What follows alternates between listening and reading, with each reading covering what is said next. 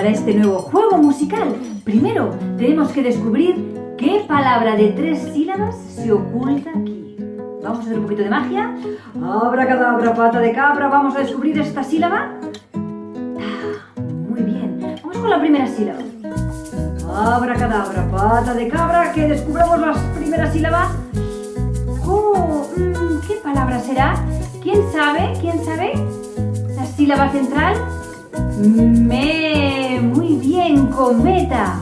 Mirad, cometa es una palabra que dentro de ella tiene otras palabras. Por ejemplo, si la sílaba co se va a pasear, le decimos adiós, se va a pasear, ¿qué nos queda? Meta, muy bien, al final de la carrera. Pero en cambio, si es la sílaba ta que se va a pasear, nos queda come. Sí. ¿Y si es la sílaba me que se va a pasear? Cota, la altura de la montaña. Muy bien. Pero además, este juego musical tiene una percusión corporal. Para eso voy a llamar al compositor de esta canción, a la persona que creó la canción, para que nos ayude. ¡Estevao! Hola! Mira, vamos a hacer percusión corporal con la palabra cometa. La primera sílaba, co. Hacemos aquí en el pecho. Y el me, tocamos en la pierna. Vale. Y el ta, con las manos. Co. Me. Ta. Es cometa. Y con canción se queda todo más divertido. Vamos.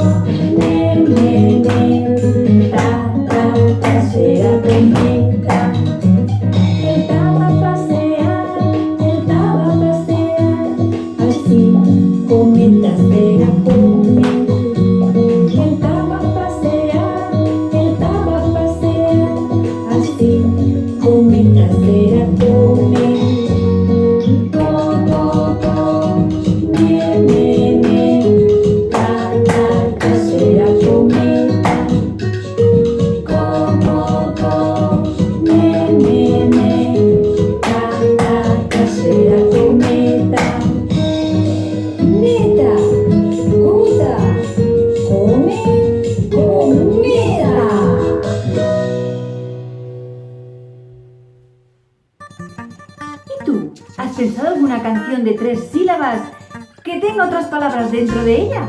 Sí, si es así, buscas tu juego, buscas tu palabra, grabéis un vídeo, nos lo enviáis para compartirlo con nosotros.